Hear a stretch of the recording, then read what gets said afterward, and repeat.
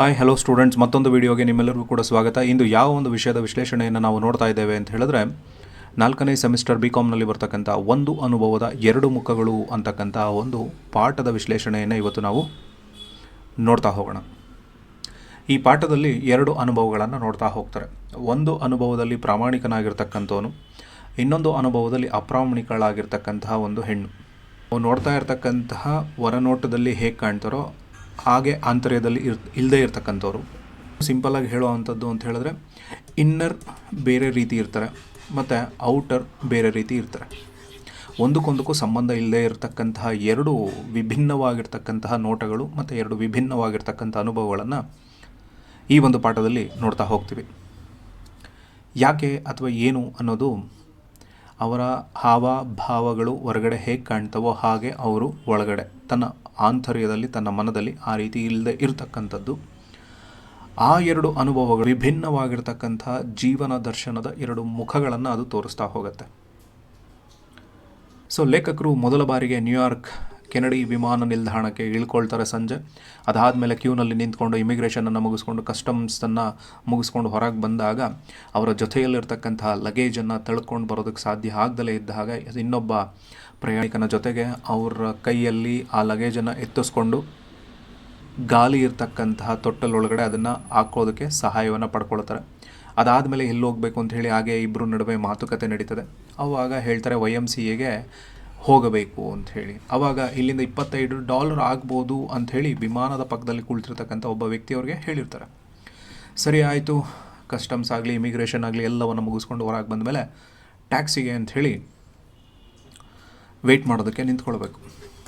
ನಮ್ಮ ಬ್ಯಾಂಗ್ಳೂರಲ್ಲಾದರೆ ನಾವು ಯಾವ ರೀತಿ ಆಟೋಗೆ ವೆಯ್ಟ್ ಮಾಡಬೇಕೋ ಅದೇ ರೀತಿ ಅಲ್ಲೂ ಕೂಡ ಈ ಟ್ಯಾಕ್ಸಿಗಳಿಗೆ ವೆಯ್ಟ್ ಮಾಡ್ಕೊಂಡು ನಿಂತ್ಕೋಬೇಕಾಗತ್ತೆ. ಇಲ್ಲಿ ನಾವು ಆ ಆಟೋವನ್ನು ಹಿಡಿಬೇಕಾದಾಗ ಮನಸ್ಸಿನಲ್ಲೇ ದೇವ್ರಿಗೆ ಕೈ ಮುಗಿತಾ ಇರ್ತೀವಿ, ಎಂಥ ಆಟೋ ಸಿಗುತ್ತಪ್ಪ, ಎಂಥವ್ರು ಸಿಗ್ತಾರೋ ಅಂಥೇಳಿ. ಹಾಗೆ ಆ ಒಂದು ಸಿಟಿಯಲ್ಲಿ ಎಂಥ ಟ್ಯಾಕ್ಸಿ ಸಿಗುತ್ತೆ, ಎಂಥವ್ರು ಸಿಗ್ತಾರೆ ಅನ್ನೋ ಒಂದು ಗೊಂದಲದಲ್ಲಿ ಮನಸ್ಸಿನ ಒಳಗಡೆ ಮಾತಾಡ್ಕೊಳ್ತಾ ಹೋಗ್ತಾರೆ. ಹಾಗೆ ನನ್ನನ್ನು ಕಾಪಾಡಬೇಕಪ್ಪ ಅಂತಲೂ ಕೂಡ ದೇವ್ರ ಹತ್ರ ಮೊರೆಯನ್ನು ಇಡ್ತಾ ಹೋಗ್ತಾರೆ. ಸರಿ, ಕ್ಯೂನಲ್ಲಿರ್ತಕ್ಕಂಥ ಎಲ್ಲರೂ ಕೂಡ ಹೋಗಿದ್ದಾಯಿತು. ತದನಂತರದಲ್ಲಿ ಇವರ ಸರದಿ ಬಂದಿದೆ. ಇವರ ಸರದಿ ಬಂದ ಮೇಲೆ ಒಂದು ಟ್ಯಾಕ್ಸಿ ಬಂದು ನಿಂತು ಸೌಂಡ್ ಮಾಡ್ಕೊಂಡು ಬಂದು ನಿಂತಿದೆ. ನಿಂತಿದ ತಕ್ಷಣ ಒಳಗಡೆ ಕೂತಿರ್ತಕ್ಕಂಥ ಡ್ರೈವರ್ ಎಸ್ ಬಾಡಿ ಅಂಥೇಳಿ ಇಂಗ್ಲೀಷ್ನಲ್ಲಿ ಹೇಳ್ತಾನೆ. ಆ ನೋಡಿದ ತಕ್ಷಣ ಇವ್ರಿಗೊಂದು ರೀತಿ ಗಾಬರಿ ಆಗಿಬಿಡತ್ತೆ. ಅದಾದ ಮೇಲೆ ಅವನೇ ಬಲಗೈಯ ಹೆಬ್ಬೆರಳನ್ನು ತೋರಿಸ್ತಾ ಈ ಕಡೆಗೆ ಬನ್ನಿ ಅಂಥೇಳಿ ಕರೀತಾನೆ. ಅವನನ್ನು ನೋಡ್ತಾರೆ. ನೋಡಾದ ಮೇಲೆ ಅವ್ರಿಗನ್ಸುತ್ತೆ ಅಷ್ಟಾವಕ್ರನಾಗಿರ್ತಕ್ಕಂತಹ ಚಾಲಕ ಇವನಿನ್ನು ಹೇಗಿದ್ದಾನೆ ಅಂಥೇಳಿ. ಅದೂ ಅಲ್ಲದೆ ಅವನೊಬ್ಬ ಕರಿಯ ಅಂಥೇಳಿ ಅವರೇ ಅಂದ್ಕೊಳ್ತಾರೆ. ಪರಿಸ್ಥಿತಿಯನ್ನು ಅರ್ಥ ಮಾಡ್ಕೊಂಡ ನಂತರ ಅವನು ಆ ಡೋರಿಂದ ತಳ್ಳೋದ್ರ ಮೂಲಕವಾಗಿ ಆ ಸೊಂಟಕ್ಕೆ ಚುಚ್ಚಿದಂಗೆ ಆಗುತ್ತೆ. ಆಮೇಲೆ ದೇವ್ರೆ, ಇಂತಹ ಭಾರಿ ಟ್ಯಾಕ್ಸಿಯಲ್ಲಿ ಇಂತಹ ಆಸಾಮಿ ಜೊತೆ ಒಬ್ಬಂಟಿಯಾಗಿ ನಾನು ಹೋಗೋಕ್ಕಾಗತ್ತಾ ಅಂತ ತನ್ನ ಕೈಯಲ್ಲಿ ಎತ್ತೋದಕ್ಕಾಗದೆ ಅಲ್ಗಾಡಿಸ್ತಾ ಇರ್ತಕ್ಕಂಥ ಪ್ರಯತ್ನವನ್ನು ಮಾಡ್ತಾ ಇರೋದನ್ನು ಆ ಟ್ಯಾಕ್ಸಿ ಡ್ರೈವರ್ ನೋಡ್ತಾನೆ. ಹೇ ತಾಳಪ್ಪ, ಆ ಪೆಟ್ಟಿಗೆ ನಿಂದೇನಾ ಅಂತ ಹೇಳ್ತಾನೆ. ಹೌದು ನಂದೇ ಅಂಥೇಳಿ ಅವನೇನು ಮಾಡ್ತಾನೆ, ಆ ಡ್ರೈವರ್ ಸೀಟಿಂದ ಕೆಳಗೆ ಇಳಿದು ಬಂದು ಅದರವನ್ನು ಎತ್ಕೊಂಡು ಹೋಗಿ ತನ್ನ ವಾಹನದ ಡಿಕ್ಕಿಯಲ್ಲಿ ಇಡ್ತಾನೆ. ಇಟ್ಟಾದಮೇಲೆ ಹಾಗೆ ಅದನ್ನು ನೋಡ್ತಾ ಇರ್ತಕ್ಕಂತಹ ಇವರು ಈಗ ಎತ್ತಿಟ್ಬಿಟ್ನಲ್ಲ ಅಂತ ಹೇಳ್ಬಿಟ್ಟು ಎತ್ತಿಟ್ಟು ಒಳಗೆ ಹೋಗಿ ಮತ್ತೆ ಡ್ರೈವರ್ ಸೀಟಲ್ಲಿ ಕೂತ್ಕೊಂಡು ಒಳಗೆ ಬಾ ಅಂಥೇಳಿ ಕರೀತಾನೆ. ಹೋಗ್ತಾನೆ, ಕೂತ್ಕೊಂಡಾದಮೇಲೆ ಬಾಗ್ಲು ಹಾಕೋ ಅಂತಲೂ ಕೂಡ ಹೇಳ್ತಾನೆ. ಹಾಗೆ ಹೇಗೋ ಮಾಡಿ ಅವರು ಆ ಬಾಗ್ಲನ್ನು ಹಾಕ್ಕೊಳ್ತಾರೆ. ಬಾಗ್ಲನ್ನು ಹಾಕ್ಕೊಂಡಾದ್ಮೇಲೆ ಎಲ್ಲಿಗೆ ಅಂತ ಅವನು ಕೇಳ್ತಾನೆ. YMCA ಅಂಥೇಳಿ ಹೇಳ್ತಾನೆ. YMCAನ ನನಗೆ ಗೊತ್ತಿದೆ ಅಂಥೇಳಿ ಕಾರನ್ನು ಸ್ಟಾರ್ಟ್ ಮಾಡಿಕೊಂಡು ಹೊರಡ್ತಾನೆ. ಅದೆಲ್ಲಿದೆ, ಎಷ್ಟು ದೂರ, ಎಷ್ಟು ಚಾರ್ಜು, ಎಷ್ಟು ಮೀಟ್ರ್ ಆಗ್ಬೋದು, ಇದು ಯಾವ ಪ್ರಶ್ನೆನೂ ಕೂಡ ಅವನು ಕೇಳಲಿಲ್ಲ. ಅಥವಾ ಇವರು ಒಳಗಡೆ ಆ ಪ್ರಶ್ನೆಗಳನ್ನು ಕೇಳ್ಕೊಳ್ತಾ ಹೋಗ್ತಾ ಇದ್ದಾರೆ. ಮೀಟರ್ನ ಒಂದು ಕಡೆ ನೋಡ್ತೀಯೇನೆ, ಒಂದು ಕಡೆ ಜೋರಾಗಿ ಓಡ್ತಾ ಇದೆ. ಗಂಟೆಗೆ 120 ಕಿಲೋಮೀಟ್ರ್ ಫಾಸ್ಟಲ್ಲಿ ಆ ಕಾರು ಹೋಗ್ತಾ ಇದೆ. ಆಮೇಲೆ ಎಲ್ಲೋ ಹೋಗಿ, ಎಲ್ಲೋ ಫ್ಲೈಓವರ್ನ ಹತ್ತಿ, ಎಲ್ಲೋ ಇನ್ನೊಂದು ಕಡೆ ಹೋಗಿ ಒಂದೊಂದು ಕಡೆಯಿಂದ ಓಡಾಡಿಕೊಂಡು ಅಷ್ಟೊತ್ತಿಗಾಗಲೇ $16 ಆ ಮೀಟರು ಮುಟ್ಬಿಟ್ಟಿತ್ತು. ಸೊ ಹೀಗೆ ಹೋಗ್ತಾ ಇತ್ತು ಅಂತ ಹೇಳಿದ್ರೆ ನನ್ನ ಜೇಬಲ್ಲಿರ್ತಕ್ಕಂಥ ಅಷ್ಟೂ $ಗಳನ್ನು ಇವನೇ ಖಾಲಿ ಮಾಡಿಬಿಡ್ತಾನೆ ಅಂಥೇಳಿ ಅಂದ್ಕೊಳ್ಳೋ ಅಷ್ಟರಲ್ಲಿ ಯಾವುದೋ ಒಂದು ದೊಡ್ಡದಾಗಿರ್ತಕ್ಕಂತಹ ಬಂಗ್ಲೆಯ ಮುಂದೆ ಬಂದು ಬ್ರೇಕ್ ಹಾಕಿ ನಿಲ್ಲಿಸ್ಬಿಟ್ಟು ಎಸ್ ಬಾಡಿ ಅಂಥೇಳಿ ಮತ್ತೆ ಸಿಳ್ಳಾಕೊಂಡು ನಿಂತ್ಕೊಳ್ತಾನೆ. ಆಮೇಲೆ ಹೋಗಿ ತನ್ನ ಆ ಕಾರ್ನ ಡಿಕ್ಕಿಯಿಂದ ಆ ಪೆಟ್ಟಿಗೆಯನ್ನು ಎತ್ಬಿಟ್ಟು ಹೊರಗಿಡ್ತಾನೆ. ಇಟ್ಟಿದ ಮೇಲೆ ಎಷ್ಟು ಬಾಡಿಗೆ ಅಂತ ಹೇಳಿ ಇವ್ರು ಕೇಳ್ತಾರೆ. ಅದಾದಮೇಲೆ ಅವನು ಕಾರ್ ಹತ್ರ ಮೀಟ್ರ್ ಹತ್ರ ಕರ್ಕೊಂಡು ಹೋಗ್ಬಿಟ್ಟು $18 ಅಂತ ಹೇಳಿ ತೋರಿಸ್ತಾನೆ. ಸದ್ಯಪ್ಪ ಇವನಿಂದ ಬೇಗ ತಪ್ಪಿಸ್ಕೊಂಡ್ರೆ ಸಾಕು, $2 ಬೇಕಾದ್ರೆ ಅವನಿಗೆ ಟಿಪ್ಸ್ ಕೊಟ್ಟರು ಸಾಕು ಅಂತ ಹೇಳ್ಬಿಟ್ಟು ತನ್ನ ಜೇಬಿನಿಂದ $50 ನೋಟನ್ನು ಎತ್ಕೊಳ್ತಾರೆ. ಎತ್ಕೊಂಡ ತಕ್ಷಣ ಅವನಿಗೆ ತೋರಿಸ್ತಾರೆ. ತೋರಿಸಿದ ತಕ್ಷಣ ನನ್ನ ಹತ್ರ ಚೇಂಜ್ ಇಲ್ಲಪ್ಪ, ಒಳಗೆ ಕೇಳ್ಕೊಂಬ ಅಂತ ಹೇಳ್ತಾನೆ. ಸರಿ, ಇನ್ಸ್ಪೆಕ್ಟರ್ ಹೇಳಿರ್ತಕ್ಕಂಥ ಮಾತನ್ನು ಹೇಗೆ ಒಬ್ಬ ಪೊಲೀಸ್ ಕಾನ್ಸ್ಟೇಬಲ್ ಕೇಳ್ತಾನೋ ಹಾಗೆ ಕೇಳಿಕೊಂಡು ಒಳಗೆ ಆ ರಿಸೆಪ್ಷನಿಸ್ಟ್ ಹತ್ರ ಚೇಂಜನ್ನು ಕೇಳೋದು. ಆ ಚೇಂಜನ್ನು ಕೇಳ್ತಾನೆ. ಕೇಳಿದ್ಮೇಲೆ ನಾನು ಇವತ್ತು ಇಲ್ಲಿ ಉಳ್ಕೊಳಕ್ಕೆ ಬಂದಿದ್ದೇನೆ, ಟ್ಯಾಕ್ಸಿಗೆ ಚಿಲ್ಲರೆ ಕೊಡಬೇಕು, ಸ್ವಲ್ಪ ಚಿಲ್ಲರೆ ಕೊಡ್ತೀರಾ ಅಂತ ಅವ್ನು ಕೇಳ್ತಾನೆ. ಅದಕ್ಕೆ ಅವಳು, ಈ ಜಾಗ ಉಳಿಯೋದಕ್ಕಾಗೋದಿಲ್ಲ, ಇದು ಅಡ್ಮಿನಿಸ್ಟ್ರೇಟಿವ್ ಬ್ಲಾಕ್ ಅಥವಾ ಆಡಳಿತ ಭವನ ಅಂತ ಹೇಳಿ, ಇಲ್ಲಿಂದ ನೀವು ಉಳ್ಕೊಳ್ತಕ್ಕಂತಹ ಭವನ 12 ಕಿಲೋಮೀಟರ್ ದೂರದಲ್ಲಿದೆ, ಅಲ್ಲಿಗೆ ನೀವು ಹೋಗಬೇಕಾಗತ್ತೆ. ನೀವು ಇಲ್ಲಿಗೆ ಹೊಸಬ್ರಿದ್ದೀರಲ್ವಾ, ಆದ್ದರಿಂದ ಆ ಡ್ರೈವರ್ ಏನಿದ್ದಾನಲ್ಲ ಆ ಟ್ಯಾಕ್ಸಿ ಅವನಿಗೆ ನಾನು ಹೇಳ್ತೀನಿ ಅಂಥೇಳಿ ಅವರೇ ಬಂದು ಟ್ಯಾಕ್ಸಿಯವ್ರ ಹತ್ರ ಹೇಳ್ತಾರೆ. ಹೇಳಿದ ಮೇಲೆ ಅವನು ಒಂದು ರೀತಿ ಮುಖವನ್ನು ಉಬ್ಬುಗಂಟಿಕ್ಕೊಂಡು ಏನೇನೋ ಮಾತಾಡ್ಕೊಳ್ತಾನೆ. ಆಗ ನನ್ನನ್ನು ಲೆಕ್ಕಕ್ಕೆ ತೆಗೆದುಕೊಳ್ಳದೆ ಮತ್ತೆ ಅದೇ ಕೈಯಿಂದ ಸೂಟ್ ಕೇಸನ್ನು ಎತ್ಕೊಳ್ತಾನೆ. ಸಿಳ್ಳು ಹಾಕ್ಕೊಳ್ತಾ ಡಿಕ್ಕಿ ತೆಗೆದು ಅದರೊಳಗಡೆ ಇಡ್ತಾನೆ. ಇಟ್ಟಾದಮೇಲೆ ನನ್ನನ್ನು ಒಳಗೆ ಕೂತ್ಕೊ ಅಂತ ಹೇಳ್ತಾನೆ.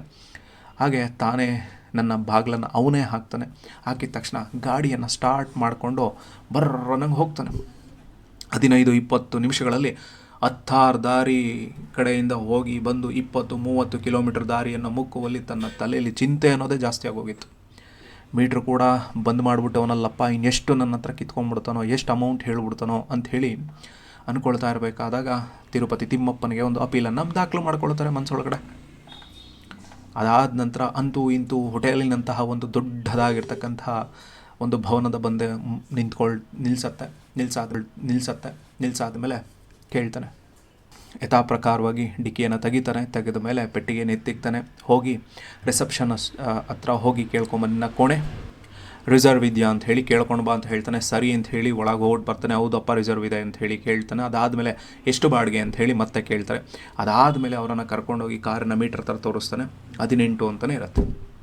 ಹೌದಾ, ಇದು ಹೇಗೆ ಇಷ್ಟೇ ಬಾಡಿಗೆ? ಇದು ನೀನು ನನ್ನನ್ನು ಮೊದಲು ಅಲ್ಲಿ ಕರ್ಕೊಂಡೋಗಿದ್ದಲ್ಲ ಅದ್ರದ್ದು ಬಾಡಿಗೆ ಅಲ್ವಾ ಅಂಥೇಳಿ ಅವನು ಹೇಳ್ತಾನೆ. ಆಮೇಲೆ ಅದಕ್ಕೆ ಅವನು ಹೇಳ್ತಾನೆ, ಅದು ತಪ್ಪು.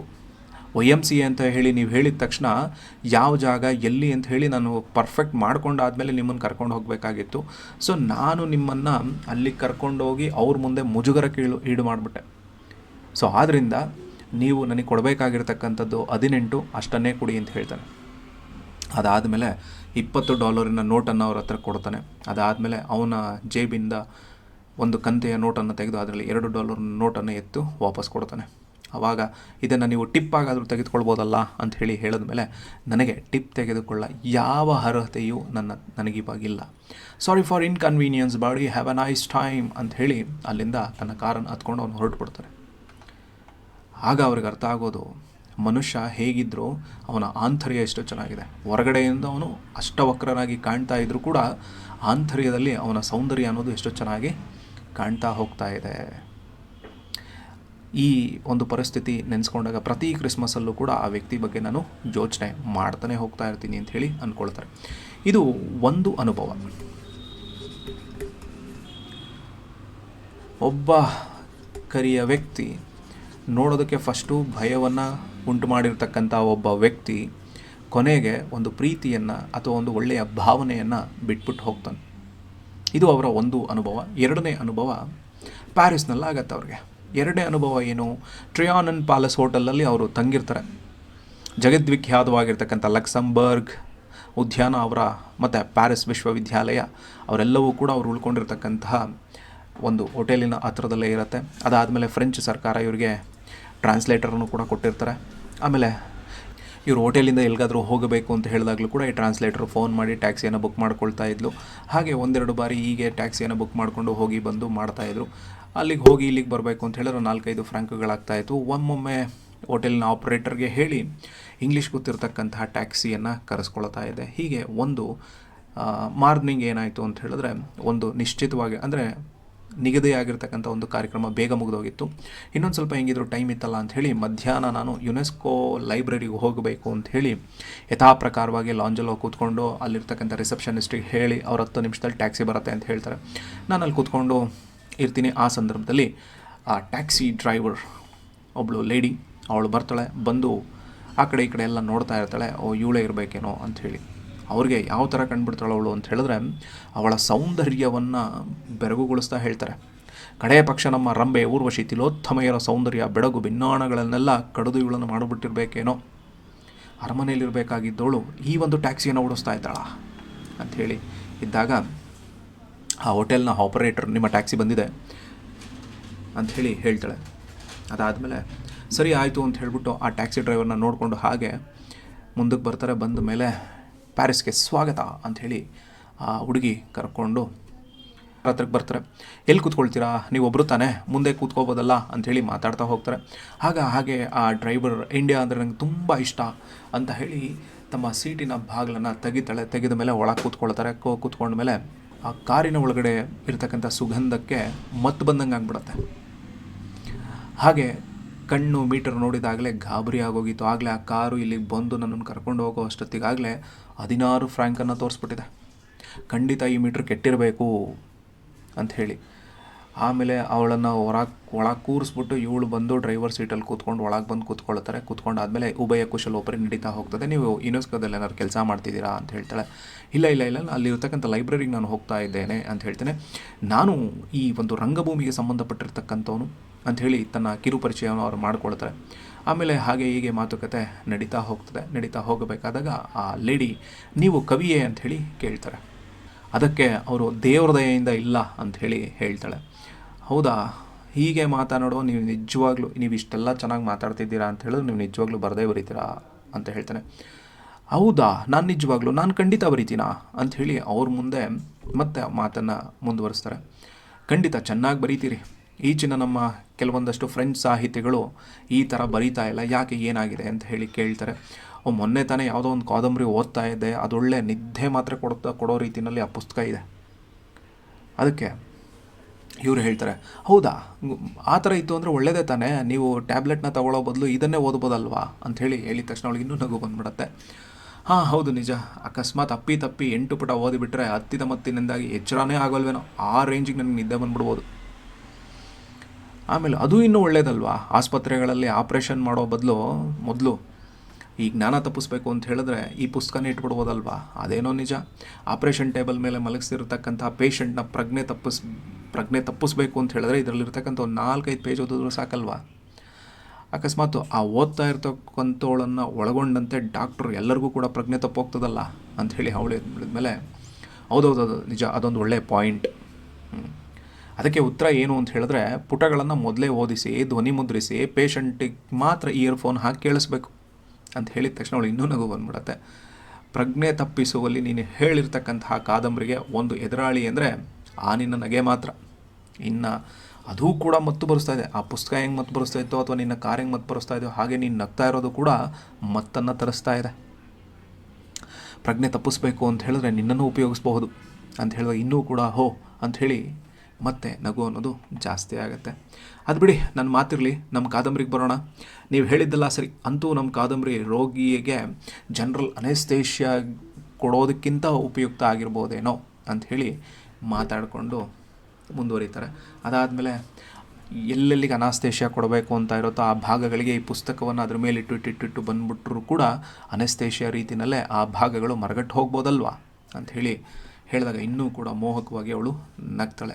ಇಷ್ಟೆಲ್ಲ ಮಾತಾಡಿ ಇರಬೇಕಾದ ಸಂದರ್ಭದಲ್ಲೇ ಮೀಟ್ರು ಕೂಡ ಜೋರಾಗಿ ರೈಸ್ ಆಗ್ತಾ ಹೋಗ್ತಾ ಇದೆ. ಆ ಟೈಮ್ಗೆ ಅದನ್ನು ನೋಡಿದ ತಕ್ಷಣ ಮೀಟ್ರು ಸರಿಯಾಗಿದೆಯೋ ಕೆಟ್ಟೋಗಿದೆಯೋ ಇನ್ನೆಷ್ಟು ಇವಳು ನನ್ನ ಹತ್ರ ಭಾಷೆಗಳೋ ಗೊತ್ತಿಲ್ಲ ಅಂಥೇಳಿ ಮಾತಾಡ್ತಾ ಇರಬೇಕಾದ್ರೆ ಇನ್ನೆಷ್ಟು ದೂರ ಅಂಥೇಳಿ ಕೇಳ್ತಾರೆ. ಕೇಳಾದ್ಮೇಲೆ ಇನ್ನೇನು ಬಂತಲ್ಲ ಅಂಥೇಳಿ ಹಾಗೋಗಿ ಹೀಗೋಗಿ ಬಂದು ಒಂದು ಯುನೆಸ್ಕೋ ಭವನದ ಮುಂದೆ ಕಾರನ್ನು ತಂದು ನಿಲ್ಲಿಸ್ತಾಳೆ. ಅಷ್ಟೊತ್ತಿಗಾಗಲೇ ಕಾರಿನ ಮೀಟರ್ ಎಷ್ಟು ತೋರಿಸ್ತಾ ಇದ್ದು 42 ಫ್ರ್ಯಾಂಕ್ ತೋರಿಸ್ತಾ ಇತ್ತು. ಇಳಿಬೇಕಾದಾಗ ಬಾಡಿಗೆ ಎಷ್ಟಾಯಿತು ಅಂತ ಹೇಳಿ ಕೇಳಿದ ಮೇಲೆ 50 ಫ್ರ್ಯಾಂಕ್ ಅಂತ ಹೇಳಿ ಕೇಳ್ತಾಳೆ. ಸಡನ್ ಅವರಿಗೆ ಆಶ್ಚರ್ಯ ಆಗೋಗುತ್ತೆ. 2 ಬಾರಿ ಹೋಟೆಲಿಂದ ಇಲ್ಲಿಗೆ ಬಂದು ಹೋಗಿದ್ದಾಗಲೇ 16, 18 2 ಸಲ ಆಗಿತ್ತು. ಇವಳು ನೋಡಿದ್ರೆ ಇಷ್ಟೊಂದು ಹೇಳ್ತೀಯಲ್ಲ, ಅದು ಹೆಂಗೆ ಅನ್ನೋದಕ್ಕೆ ಅವರೇ ಬ್ರೇಕಪ್ಪನ್ನು ಕೊಡ್ತಾರೆ. 18 ಆಕೆಗೆ, ಬೆಡಗಿಗೆ 18, ನನಗೆ 14 ಒಟ್ಟು 50 ಫ್ರ್ಯಾಂಕ್.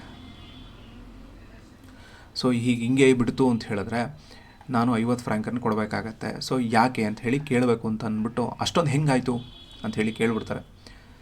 ಕೇಳಿದ ತಕ್ಷಣ ಅವಳು ಹೇಳ್ತಾಳೆ, ನೀವೇನು ನಮಗೆ ಟಿಪ್ಸ್ ಕೊಡೋದು ಬೇಕಾಗಿಲ್ಲ, 45 ಫ್ರ್ಯಾಂಕ್ ಕೊಟ್ಬಿಟ್ಟು ಹೋಗಿ ಸಾಕು ಅಂತ ಹೇಳಿ ಅವಳು ಸಿಡುಕಿನಿಂದ ಹೇಳ್ಬಿಡ್ತಾಳೆ. ಆ ತಕ್ಷಣಕ್ಕೆ ಇನ್ನೋರಿಗೆ ಕೋಪ ಅನ್ನೋದು ಬಂದು, ಯಾಕೆ ನಾನು ಆ ಪಟ್ಟನ್ನು ಬಿಡಬೇಕು, ಅಲ್ಲಿ ಮೀಟ್ರ್ ತೋರಿಸ್ತಾ ಇರ್ತಕ್ಕಂಥದ್ದು 42, ನೀನು ಕೇಳ್ತಾ ಇರೋದು ಟಿಪ್ಸು ಬೇಡ ಅಂತ ಹೇಳಿದ್ರು ಕೂಡ ಯಾಕೆ ಅಷ್ಟೊಂದು 45 ಯಾಕೆ ಅಂಥೇಳಿ. ಆಮೇಲೆ ಹಂಗೆ ದುರ್ಗುಟ್ಟು ನೋಡ್ತಾ, ಸರು ಅಷ್ಟೇ ಕೊಟ್ಟು ಹೋಗಿ ಅಂತ ಹೇಳಿಬಿಟ್ಟು ಅವಳು ಹೇಳ್ತಾಳೆ. ಅದಾದಮೇಲೆ ಅವರು ಕೊಡ್ತಾರೆ. ಕೊಟ್ಟಾದಮೇಲೆ ಅವ್ರಿಗೆ ಮತ್ತೆ ಯೋಚನೆ ಮಾಡ್ಕೊಳ್ತಾರೆ, ಇಷ್ಟೊತ್ತು ಚೆನ್ನಾಗಿ ನಗಾಡ್ಕೊಂಡು ಮಾತಾಡ್ಕೊಂಡು ಬಂದಿರತಕ್ಕಂಥವಳಿಗೆ ಒಂದು $8 ಎಕ್ಸ್ಟ್ರಾ ಕೊಟ್ಟಿದ್ರೆ ಅಥವಾ 8 ಫ್ರ್ಯಾಂಕ್ ಕೊಟ್ಬಿಟ್ಟಿದ್ರೆ ಏನಾಗ್ತಿತ್ತು ಅಂಥೇಳಿ ಯೋಚನೆ ಮಾಡ್ಕೊಳ್ತಾರೆ. ಇದು ಅವರ ಎರಡನೇ ಅನುಭವ. ಮೊದಲನೇ ಅನುಭವದಲ್ಲಿ ತಾನು ಮಾಡಿರ್ತಕ್ಕಂತಹ ತಪ್ಪಿನಿಂದಾಗಿ ಇನ್ನು ಮುಂದಕ್ಕೆ ಹೋಗಿರ್ತಕ್ಕಂತಹ ಚಾರ್ಜ್ ಏನಿತ್ತಲ್ಲ ಅದನ್ನು ಈಸ್ಕೊಳ್ಳೋದಲ್ಲೇ ಆ ವ್ಯಕ್ತಿ ಹೋದ. ಎರಡನೇವಳು ನೋಡೋಕ್ಕೆ ಸುಂದರವಾಗಿದ್ದರೂ ಕೂಡ ನಡ್ಕೊಂಡಿರ್ತಕ್ಕಂತಹ ರೀತಿ ಭಿನ್ನವಾಗಿತ್ತು. ಅಂದರೆ ಅಂತರಂಗ ಒಂದು ರೀತಿಯಾಗಿ, ಬಹಿರಂಗ ಒಂದು ರೀತಿಯಾಗಿ ವ್ಯತ್ಯಾಸಗಳು ಹೇಗೆ ಕಾಣ್ತವೆ ಅನ್ನೋದನ್ನು ಈ ಪಾಠದ ಮೂಲಕವಾಗಿ ನಾವು ಅರ್ಥ ಮಾಡ್ಕೊಳ್ಳೋದಕ್ಕೆ ಸಾಧ್ಯತೆ ಇದೆ. Thank you.